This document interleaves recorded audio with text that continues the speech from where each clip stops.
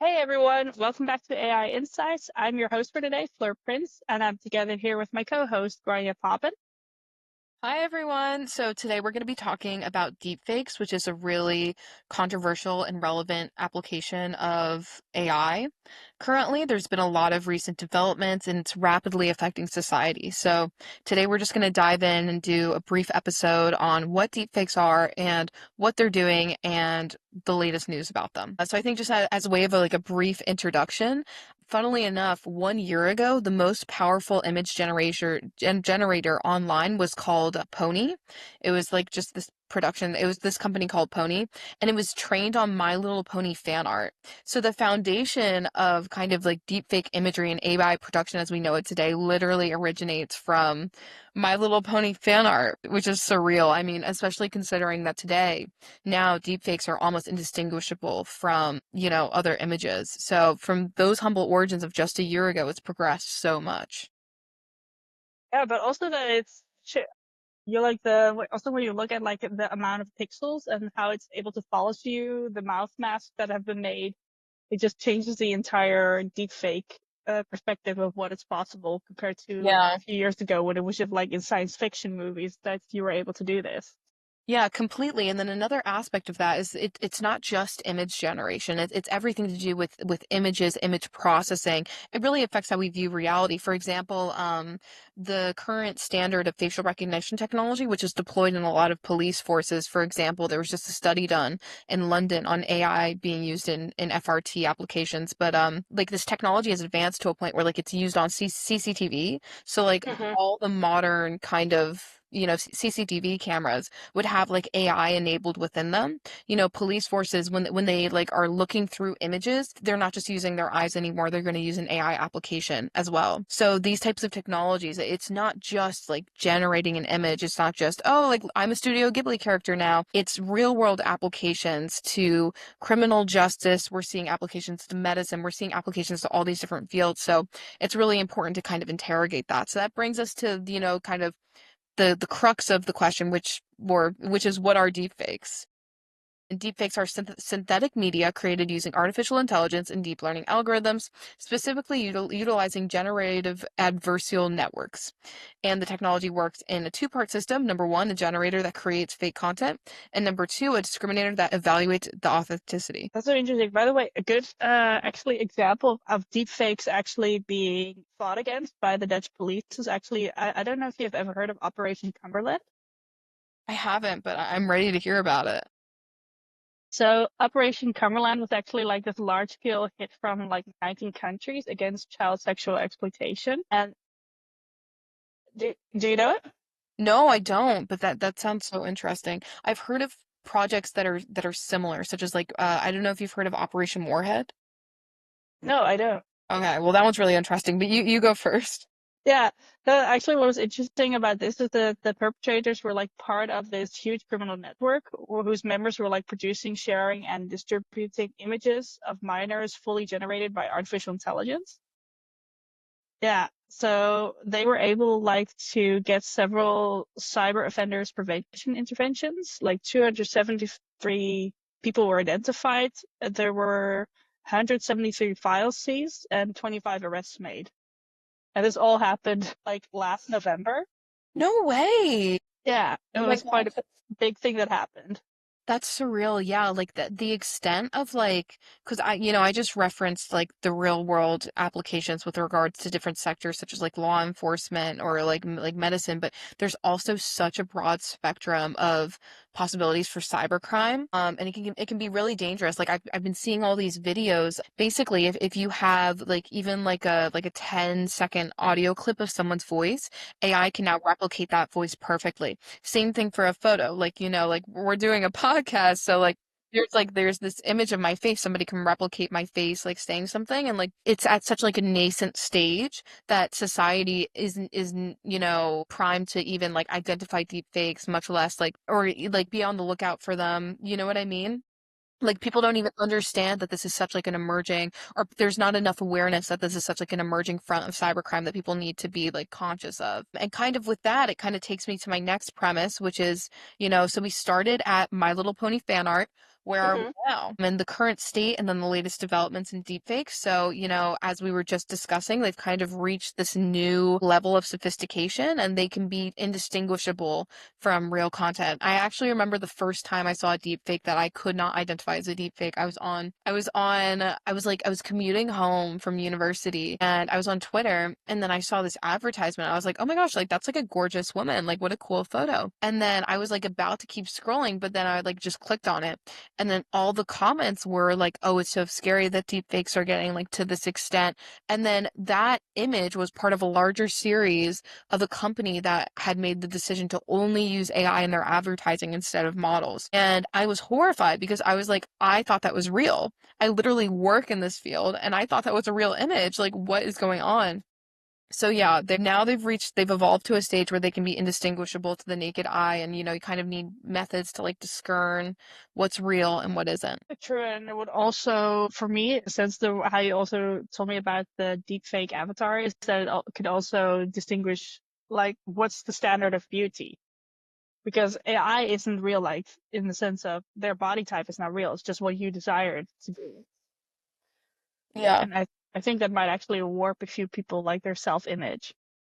Yeah, absolutely. I mean, there's been so much discussion in the past few years, the past 5 years, about like social media affecting young girls and, how social media can be so dangerous and like these unrealistic images of models. Well, now it's going to be, genuinely unreal photos of women like kind of like promulgated online, which is, obviously going to have harmful effects and just really, like there's just so much there to be examined. And then yeah, like we were saying, recent improvements have included like enhanced lip syncing, facial movements, voice cloning capabilities. So whereas kind of prior you would have had maybe like, oh, like it's used for an advertisement. So it's like a photo, like an image of a model. Now you can have a full video, like exactly as I am now, completely AI generated. Actually, I saw on LinkedIn like 2 weeks ago. This was crazy. It was a real like sign of the times moment. It was a warning issued to companies that are taking hires from online because people are AI generating interviews. So basically, like instead of doing the interview themselves, people will have an AI avatar take the interview for them. And it was basically a guide for employers to recognize like an AI generated person versus a non-AI generated person. So it is kind of like obscene the scale to which, this is reaching. On the topic of scale, the volume of deepfakes is surging. For example, projections suggest that 8 million deepfakes could be shared in 2025, up from 500,000 in 2023. So it's definitely advancing. Like I would say there's this theory I was reading about it the other day, like the dead internet theory that at like one point the internet will just become like the internet engaging with the internet instead of human involvement. It's interesting. Like it's worth a read. Yeah, it is genuinely like a valid thought. Oh, one day there might be more deep fakes than like actual Hmm. images. So it actually might end up just living on its own, turning into what's the name with Ryan Reynolds? I forgot the name of the movie where he's actually an AI that starts getting a life of its own. I read this I read that oh my gosh. I was looking for like books about AI or whatever and there was this more like fantastical. There was like this fantasy novel, but then it was adapted into a movie. It was called I Am Robot. It's about Hmm. this like robot that's raising this human embryo and the robot is called like Mother and it's artificial intelligence, so it's like an artificial AI robot, whatever.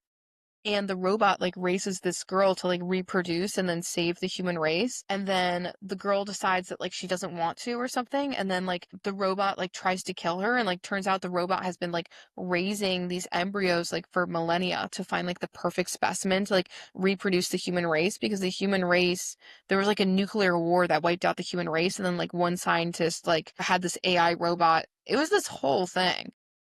It was really interesting. I Sorry, remember that movie. I remember that movie now. yeah, no, you bringing that up reminded me of it because I didn't like tell anybody about it. I just read it and I was like, whoa, like, we got to put some regulations down, make sure that, oh my gosh. There are some rules in place. Yeah, I agree. Yeah, get some rules in place. On the topic of regulation, another point of concern, and I touched on this earlier, but voice-based deepfakes have become particularly powerful. AI can now Mhm. accurately replicate voices, based off brief samples. Voice-based deepfakes have become especially prominent in advances to text-to-speech and neural networks. Yeah, so basically, just like there's now, like from my podcast, someone can generate like an audio of me saying anything. And whereas, like, I think as humans, we're more intuitively able to understand whether like a photo of something might be real or fake, I think it's harder to do that based off of just language. So, for example, we've talked about this, we've mentioned it a few times, but there's a startup in the Netherlands and like it identifies whether something is deepfaked or not based off of the heat map of the face. Like, I wouldn't know how people would identify like a generated voice. Also, this completely wipes out like, this again, very recent development, but this completely wipes out like, for example, like, voice actors. That was like a genuine career path for a long time, like voice acting in movies. Another thing is like I wonder if, the kind of the future, and I haven't seen any of this, it's just me thinking, but I wonder if there's kind of like a future for musicians using AI generated voices to, produce songs because it'll be able to reach pitches that ordinary people can't?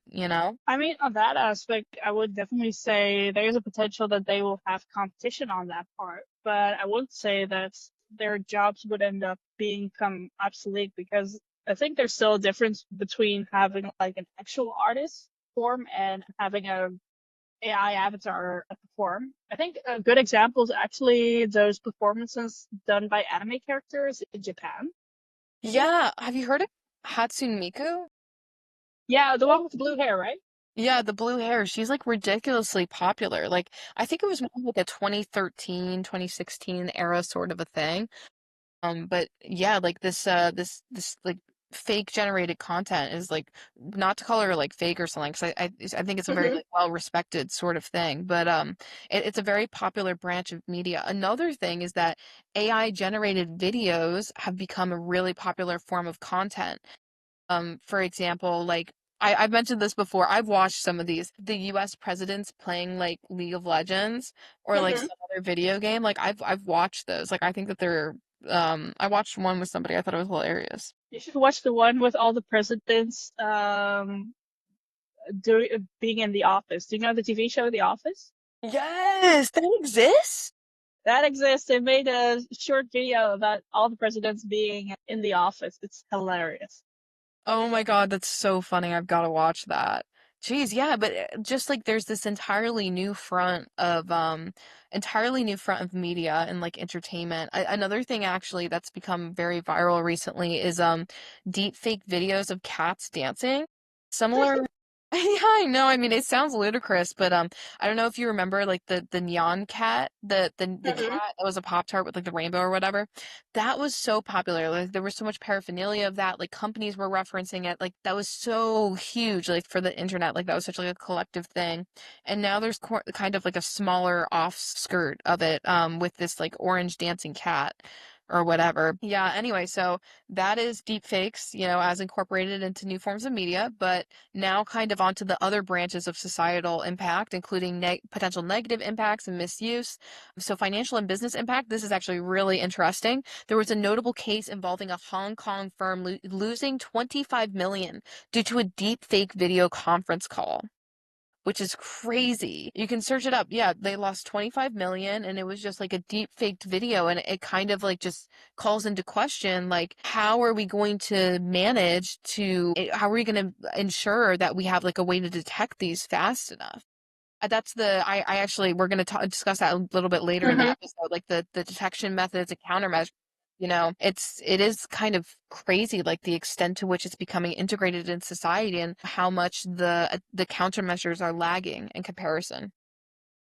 Yeah, I think, by the way, I remember this case that you were talking about where the employee was indeed in a conference call and he was convinced, like, yeah, you have to wire $25 million. You have to do it now. It's an emergency. And then he believed it because he was the only real person in that call. criticize the scammer. That's crazy. Isn't that just crazy? Like it's, like in the future there's going to be no such thing as like robbing a bank.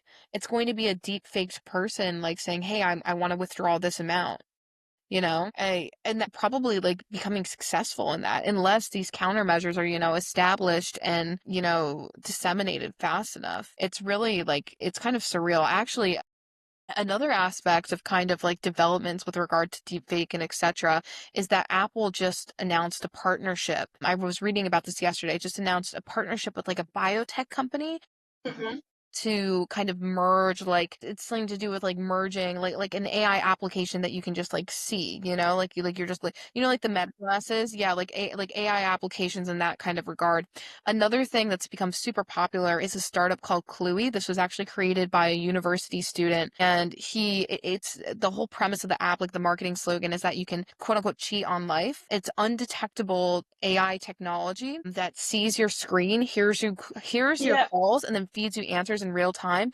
And really, really interestingly and kind of, alarmingly, the marketing for this product was premised around a date between a guy who clearly didn't know much about the girl and a girl who was, apprehensive about the guy. And the how the marketing video kind of goes is that he's looking at the girl, but he sees like an AI generated screen on either sides of her face, and it's giving him suggestions of what to say. So he's like, I bet you're really into art. Like I'm a senior engineer at blah blah. I'm really interested in this art. And she was like, wow, like I didn't realize that you were interested in art. And obviously he isn't. He's reading He's off like, getting tips.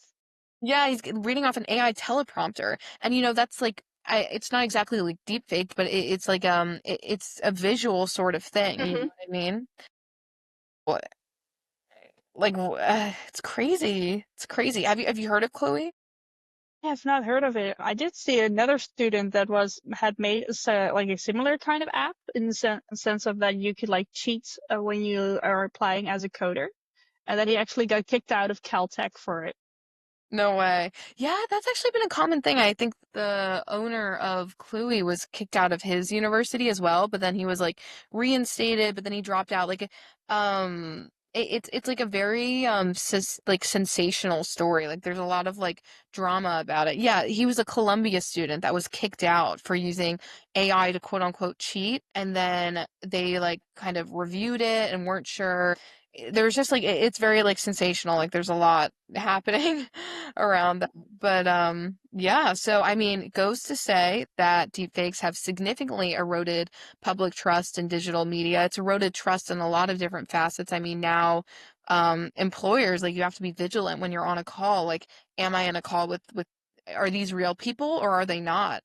There's also like kind of on the premise of media trust and taking this out of like the discipline of just like day to day, like normal like interactions. There was actually a deep faked video of the Ukrainian president and different Ukrainian generals that was disseminated by the Russian government to like hyper specific like Telegram chats as part of like a disinformation war, like cyber attack, you could say. Hmm. And as a result of the dissemination of those deep faked photos, entire cities surrendered because they thought, oh my gosh, like the war is over, like we have to escape and we've lost this city.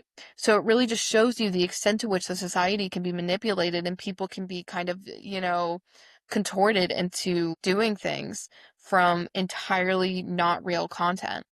You would think like what we talked about earlier when it came to the bank as well. Like you would maybe have to go back to the way you have to go to bank, actually talk to someone and say like, "Hey, I want to transfer 25 million," and Yeah. actually be there in person. Yeah, yeah, you're right. Another thing, so we were discussing just kind of like blending these two topics. So we had this really good discussion about like a positive side, which is like new media applications and like fun like media whatnot Hmm. with regard to politicians. But kind of there's this other side of the coin where like you can have the Ukrainian president saying like the city has surrendered, flee the country now, flee the city now. And I mean, I'm sure in the future we're going to see, well, I see this on my Instagram all the time, deep fakes of Elon Musk and Donald Trump like in compromising positions. And Elon Musk, Where are you on the internet? oh my gosh, a lot of deep fakes. My Yeah.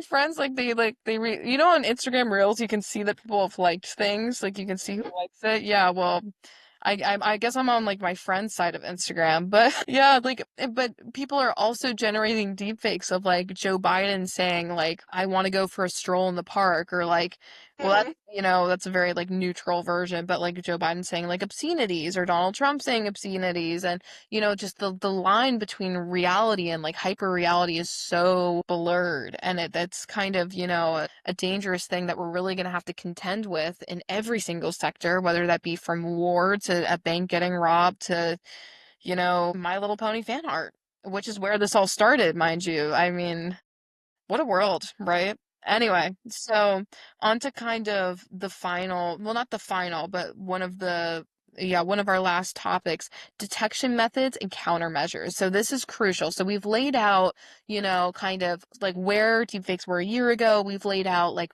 how it affects society, the different ways, positives, negatives. So now we can discuss how do we find them? Like how do we know for sure? So, as deepfakes are becoming more sophisticated, detection methods are advancing in parallel. AI powered tools now analyze subtle artifacts, inconsistencies in audio and video, and other markers that might escape human notice. Detection is being integrated into cybersecurity systems, such as multi factor authentication workflows that can flag suspicious synthetic audio or video during user verification. So, basically, the big question, how do we prevent AI generated deepfakes? The answer as of right now is more AI. AI is being used. Okay. Yeah, is being used to track AI and kind of three different mechanisms within that is number one, convolutional neural networks, CNNs. These are used for analyzing visual data and detecting anomalies in images and videos, particularly effective for conventional and semi-supervised settings. Number two, capsule networks specialize in detecting video deepfakes by capturing spatial hierarchies. And number three, hybrid approaches combining forensic-based and machine learning methods for enhanced accuracy. So the kind of overarching answer is that there's different AI systems that can track AI, and those are kind of three, mechanisms within that. But how would you say this would be useful, like for one of our listeners? Like, what would be their ideal type to?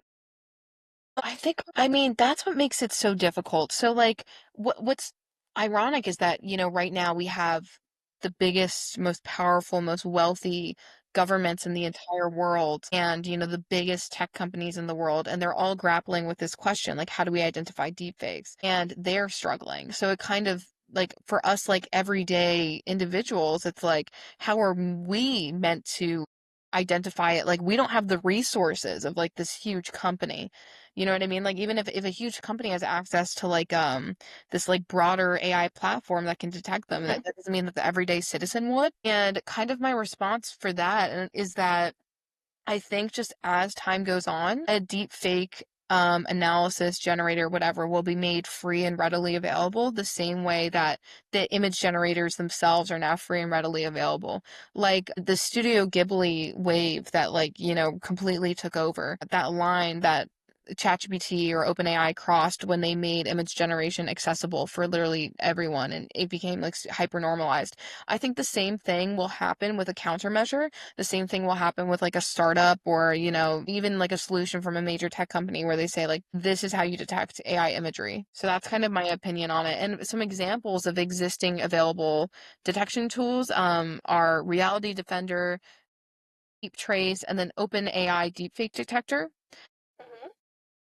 And then I already there's AI content warnings on social media.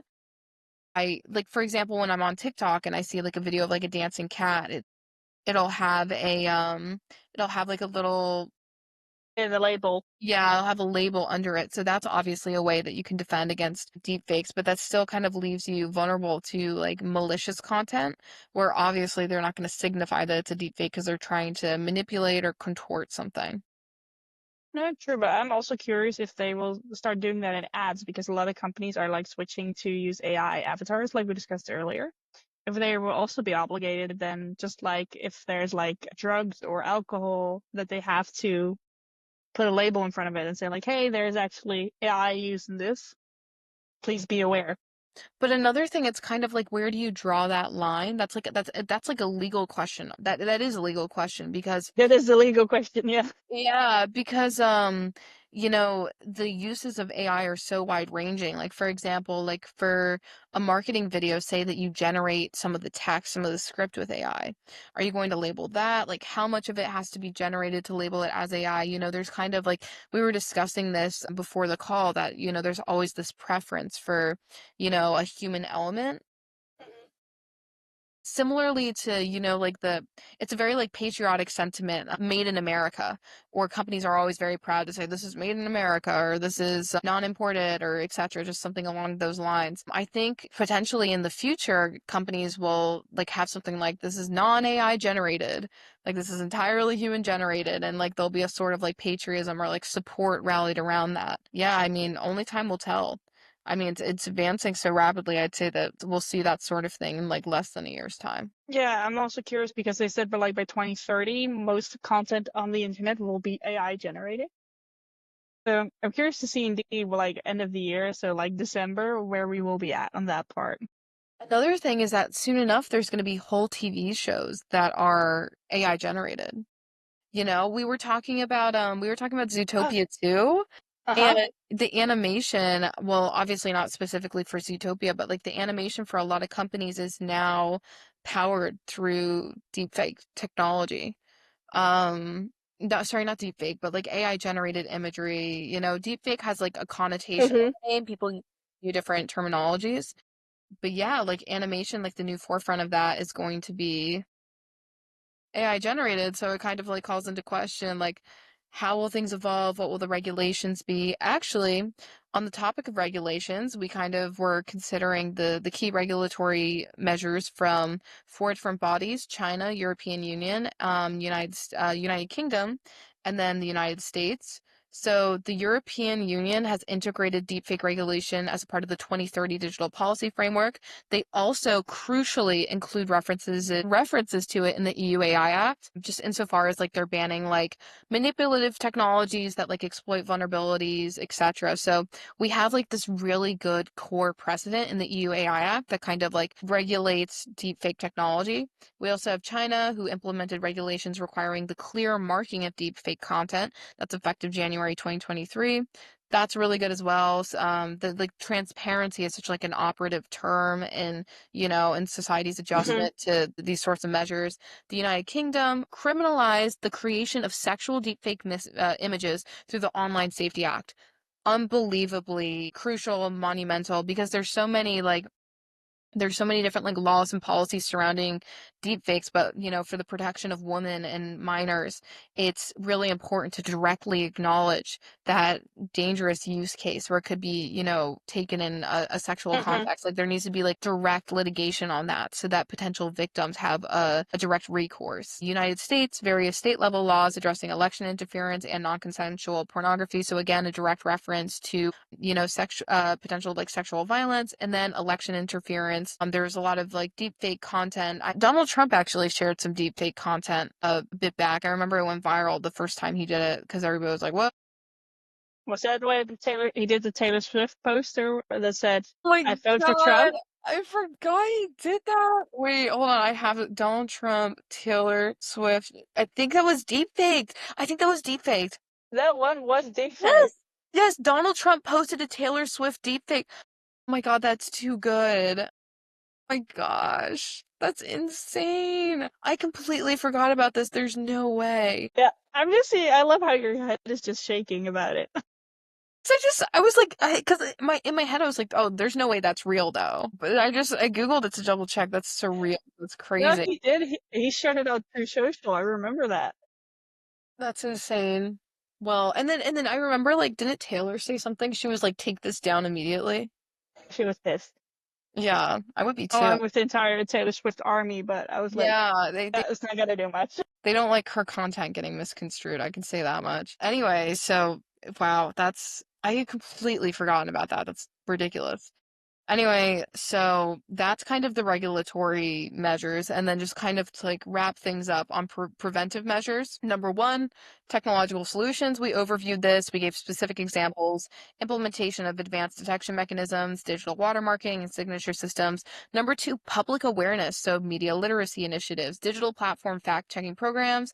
And then number three, regulatory initiatives. This is the last thing we mentioned with regards to China, European Union, United Kingdom, and United States. Development of comprehensive policies for source verification and legal frameworks adapting to AI advancements. This was such an awesome episode. Also, just to dive into the topic because, well, we're both, I think, pretty much fascinated with deep fakes and everything that Yeah, goes around it. completely. What's I'm gonna happening? watch whatever deepfake media you came up with. I'm gonna go watch that. It's good sources of entertainment. You should also check out Fable Studios. That's one of those channels, one of those platforms that actually focuses on making short movies with AI and also like mini TV shows that you can watch generated with AI. They've What? also made like the fake South Park episode. I did not. You know, They South did. Park is like my favorite show. I You should literally like. definitely go check it out. Anyways, also for us, because we do have to round off this episode, I want to thank everyone who was listening. I hope you learned a bit more about deepfakes, know now how to prevent it. Grainne, thank you so much for doing the research on this and getting us all up to speed on what is out there in deepfakes. Thank you So, guys. to everyone else, goodbye, good night, have an AI amazing week, and see you again here next week.